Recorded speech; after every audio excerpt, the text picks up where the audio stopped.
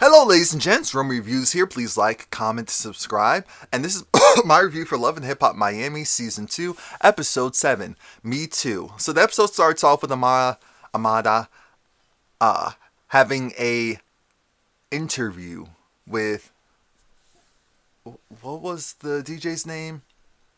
Papa something. But he works for iHeartMedia, so I'm sure he's been around for a while. 103.5 The Beat. I know that station. I should know his name. But anyway, after she's done with her interview, she's talking to her friend JoJo. Oh, and JoJo, it's so irritating that JoJo is so irritated this season because every scene comes in with a sour face and just irked because of something. And that's not what I want to turn my TV on to be a part of. Period. So JoJo is saying how she's over the fact that it's just been a really tough time for her. The stuff with pleasure isn't working out. Her family life is a mess because her father disowned her, isn't talking to her. And he said, and he's doing just that because he said that's what he would do if she went against him. And she's just over it. Just over it. But now they need to talk about someone else. Amada wants to go and have a conversation with Kiara because Amada is not about to be called some homewrecker here. That's not what she's about to be called. And so, of course, JoJo's going to ride with, of course she is. Now we see that Kiara, every scene, she looks good. Between her and Amada, I mean, Anyway. Anyway.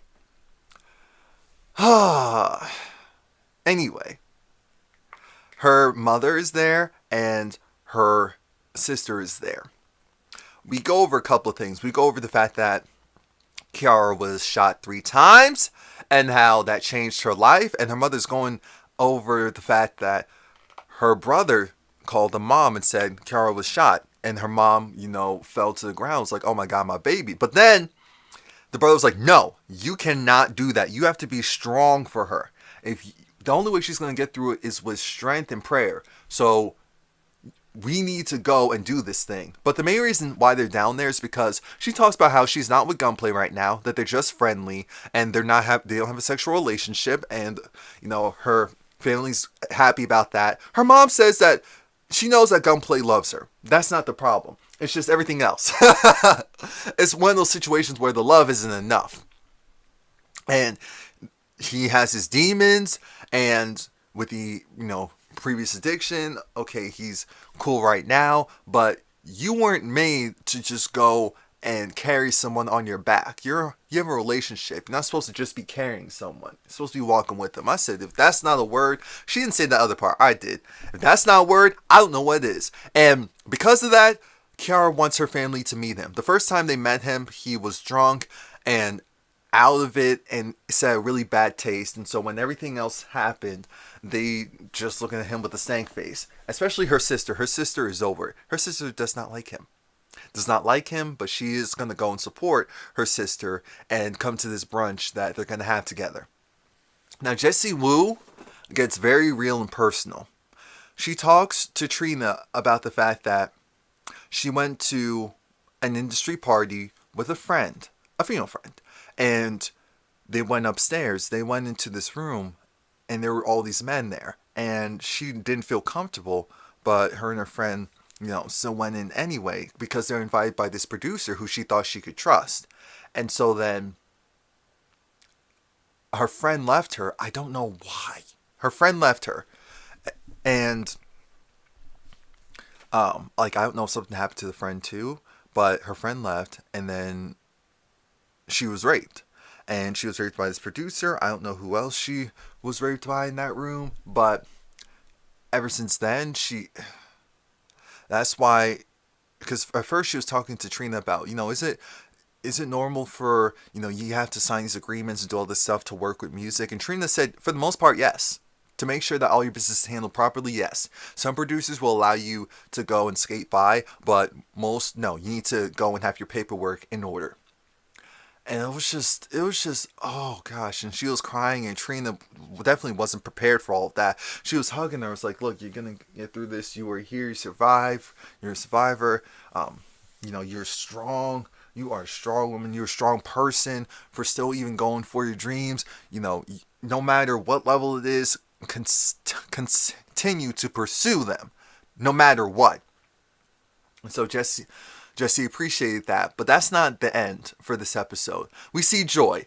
Joy has her brother there, and her brother got shot 8 times. Her brother was just in a car, and it was a drive-by shooting, and her brother got shot 8 times. He's in a wheelchair now. But he's in great spirits, and Joy met up with her attorney, and the attorney said, your business credit sucks because your actual credit sucks. And I said, oh, what's going on there? Because Joy wants to take her wig styling line to the next level. I said, wig styling? That makes sense. That makes sense.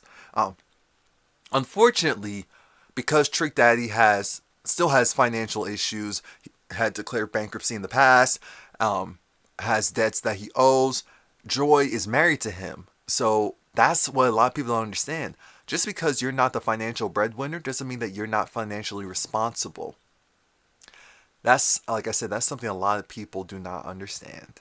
And because of that, Joy, her credit sucks, and she needs to go and figure that out. Her brother said, hey, I'm rocking with you. Trick supported me when all of this stuff happened, but I'm still your brother first. We're going to figure this out. You're going to do what needs to be done because you can't be with him anymore. That's not an option. So we're going to figure something out. She needs to raise a whole lot of money in order to get the divorce squared away. I'm thinking, well, Trina is there. I respect the fact that you're not running to your cousin that has the money. I really am. But this is kind of a time where you put your pride to the side, because this sounds like a really serious situation. But like I said, I respect the fact that Joy didn't run to Trina for the money. I don't care what anyone says. I still respect that. Now, Tarana Burke was a big part of this episode, and she met up with Trina first because she was doing, well, she still is, but doing stuff with Red Table Talk, the Facebook Live show that Jay Pickett Smith has with, Willow and also her mother. Excuse me. They were doing a segment about Me Too and talking about that in different industries, in the entertainment industry. So one of them was hip hop. So she talked to Trina, and Trina talked about how, yeah, it's a male dominated industry, and you definitely have to be stern, and you have to be confident and know what you want, and do what you want to do regardless, because there's going to be a lot of people trying to pressure you to do different things, even sexual stuff. But that's why you have to push forward, know who you are before coming into this. And so the interview was cool, but what matters most is that they're not done. Tarana Burke is running a health and wellness group, and she wants Trina to be a part of it.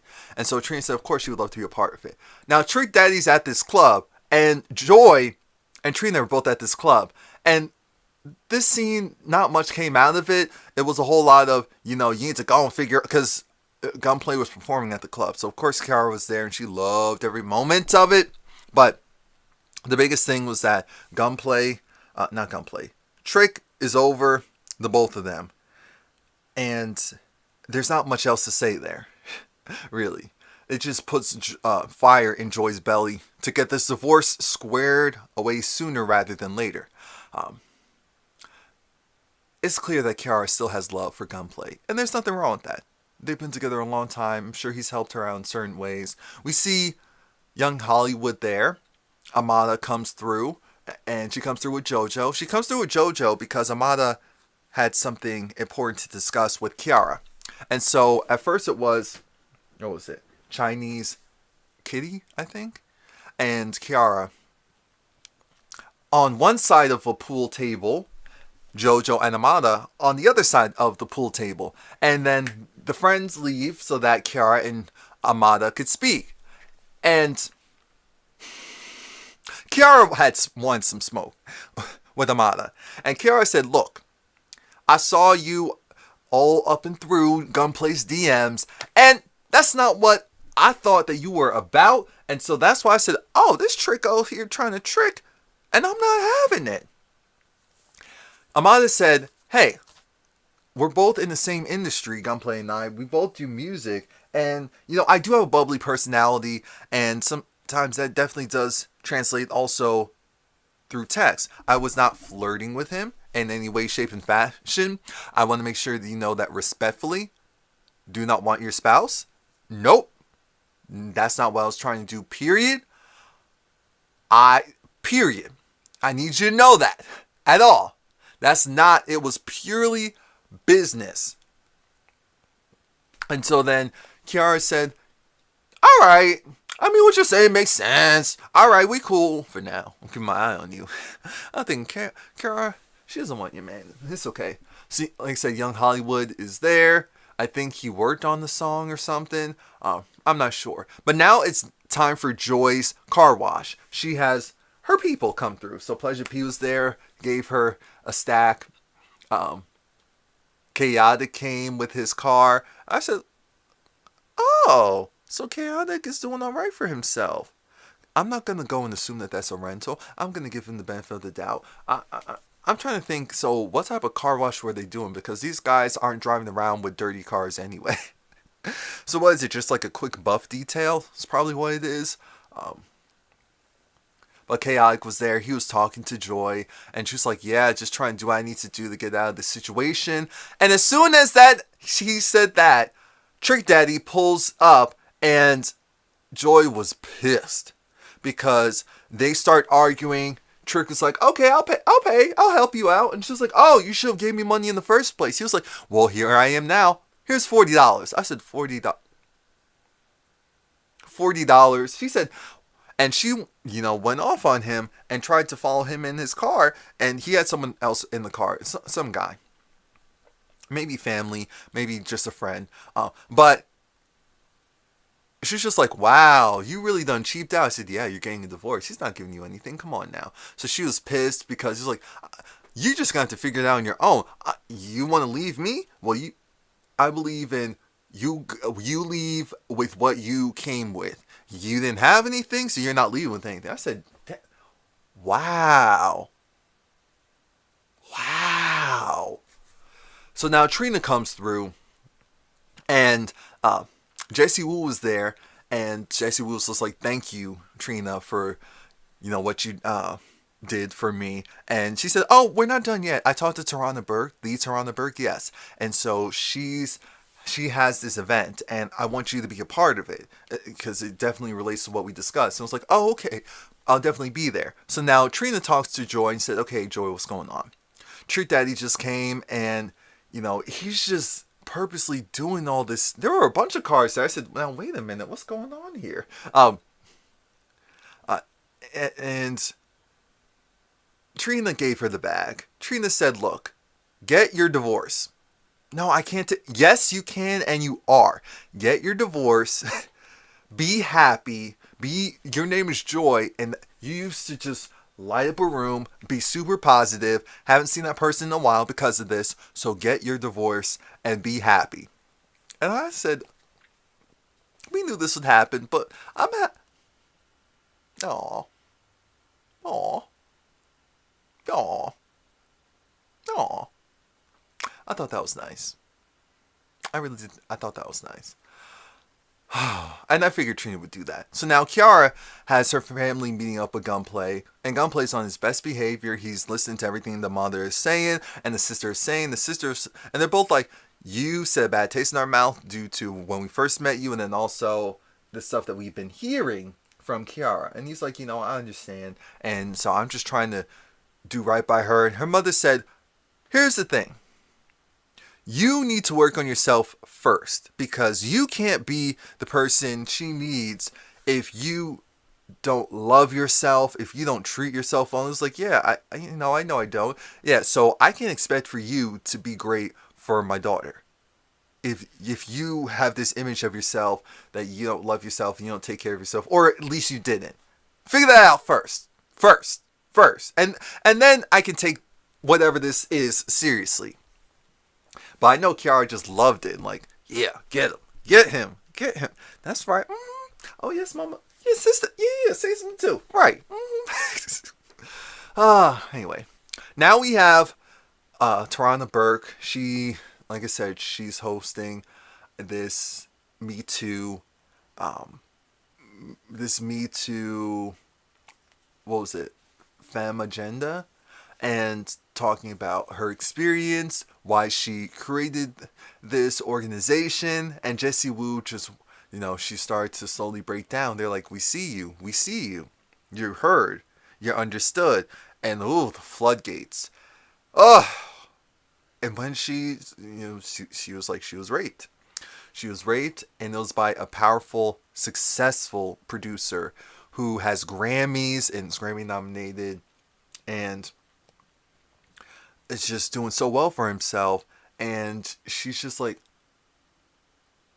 well, you did that to me, and there is no repercussion for you. You did something horrific to me, and one, people don't know about it. The people that do know about it won't say anything. And three, you're so powerful and so successful, and I've just been here flopping around like trying to get my bearings in the world. And I thought it was interesting. I was looking at Chinese Kitty kind of just nod like, yes, oh yes, I completely understand where you're coming from. And so I was wondering what was going on there. So then afterwards, those two met up with Tarana Burke with just like separately from everyone else, and that's when Chinese Kitty, I think that's the one, said that she was also raped, and how she went to this party. Her friends, they went to this party, and someone gave her a drink.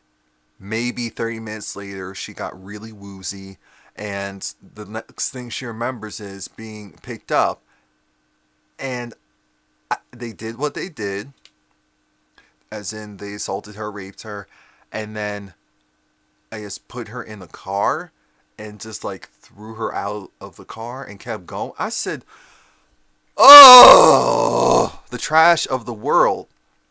As far as like doing something like that to someone.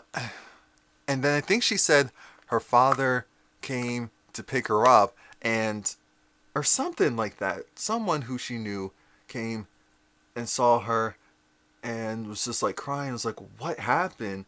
And she said until now she only told her mother of what really happened. And it's just like, what the?